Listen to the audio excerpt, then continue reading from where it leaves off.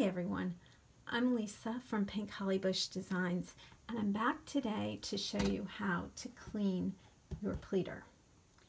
So first up, I have gathered all my supplies together, and I'm going to be following the directions provided in the pleater manual by Sarah Douglas. So my supplies include paper towels and cotton swabs, rubbing alcohol to clean the pleater, and then sewing machine oil to lubricate it when we're done, my screwdriver to take it apart, a dish to hold my alcohol, some small containers to hold the screws and the needles so I don't lose anything, some fine sandpaper if I find any burrs as I'm cleaning it, and then a scrap of fabric, in this case flannel, to put through the pleater at the end after we're all done, just to absorb any of the sewing machine oil. So that's all I need. Let's get started. As I'm taking things apart, I'm lining them all up over on the side here in the order in which I'm taking them apart, so that I know the order to put them back together again. So I took out the bar, I've taken out the needles. I'm now going to turn this upside down, and I'm going to start on the end that doesn't have the handle. And I'm just going to unscrew this.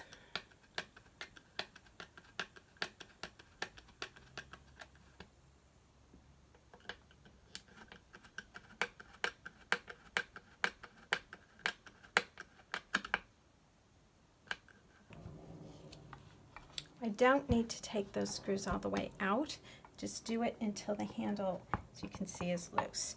So at this point I've slid the end off, and you want to note the difference so you can put that back together. You'll notice that on my Sally Stanley, this side has the holes, this side doesn't, and the holes face towards the inside. So put that down here. I'm going to start with the end that has the handle on it, if I can get this off.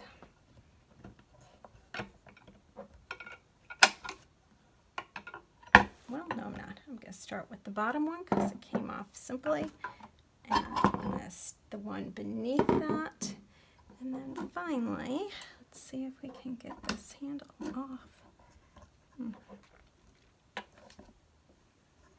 Well, I'm not sure if that handle is going to come off or not, but it's not cooperating for me, so I'm not going to fight with it. I'm going to clean around it, and I think we can do that.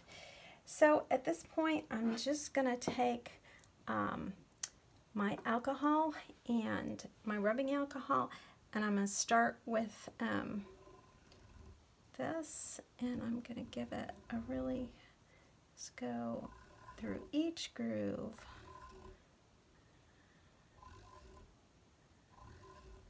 And give it a really good cleaning. Now as I'm cleaning, I'm going getting in where those rods were with my rubbing alcohol. Just making sure that's nice, and I'm doing all around here, and sliding this back and forth where my handle is. I don't know why I can't, but I don't have the strength to get that handle off, so we're just doing it this way. You can see I'm really getting quite a bit of junk off, so you want to just keep working and getting it all cleaned up. Okay, work your way across each of the gears with the rubbing alcohol. Making sure that you've got everything cleaned out. You're also trying to feel for any bumps, any burrs that might have been formed if you had broken needles, repeated broken needles. So I'm not feeling anything, but that's the other thing that you want to see if you do feel. And if you do, then address that with the sandpaper to get it nice and smooth. You might see that there's a little discoloration. I have some on here. That's not a problem. The gears are made out of brass, and they will sometimes get some of that discoloration on it, and it does not come off, but it is not a problem.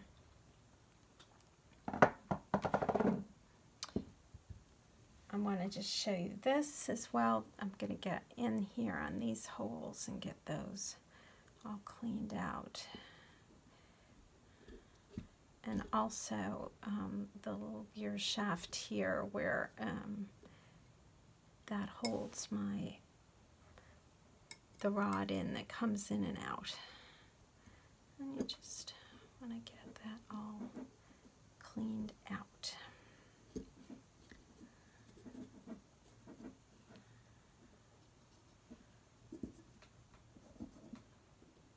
So again, on the bars, I'm putting some lubricant, sewing machine oil here on the ends, and then I'm just running a little bit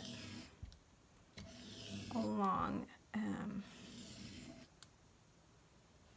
that, and I'm along the ridges, and I'm going to come back through and just run my paper towel down each one. See, I'm still getting more stuff off of it.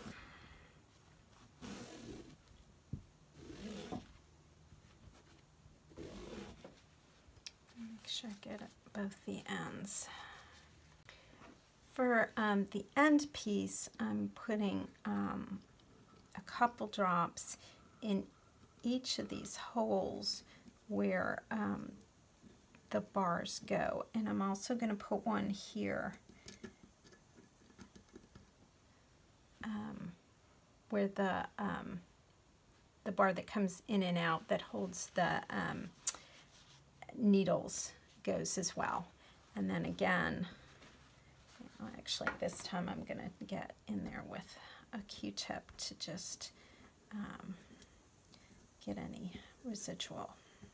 I'm also going to get the holes on this one that didn't come apart. I'm going to grease there to here.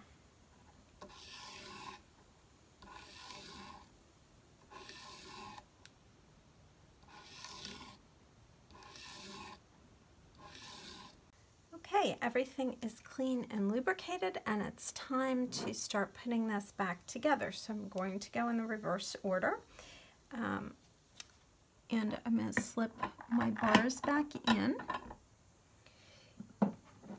And if you did get confused, the smaller diameter bar goes on the bottom, in the front towards you. So I put my 3 bars back on, and we're now going to slip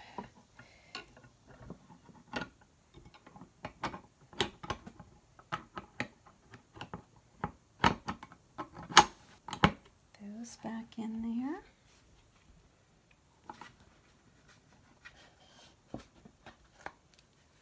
Turn this back over and just tighten my screws.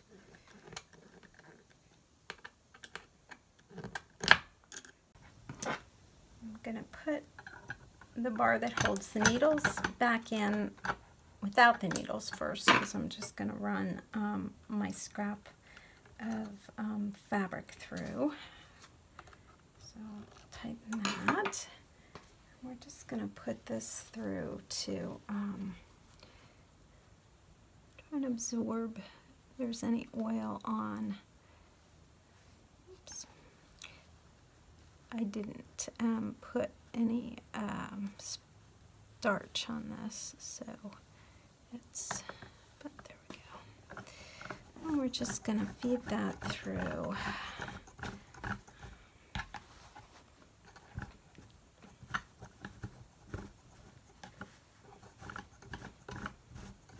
And I'm not seeing any oil coming out, so that's good. Now before I put my needles back in, I just want to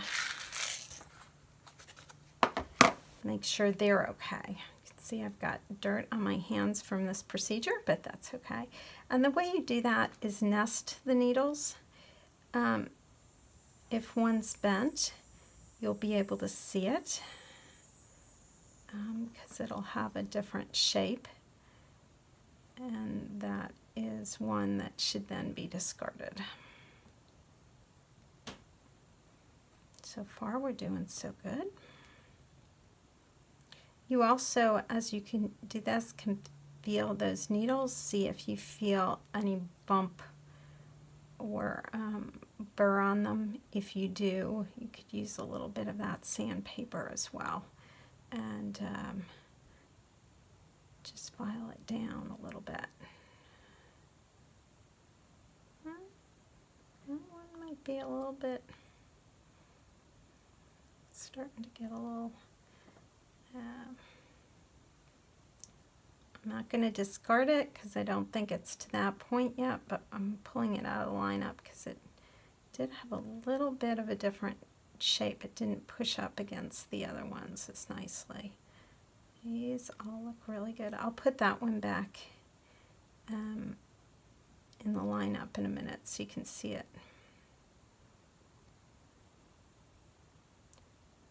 Might be a little bit different as well. Yeah. Here's that last one.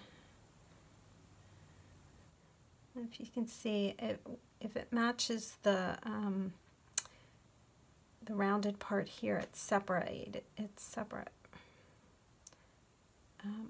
It's standing out a little bit more there.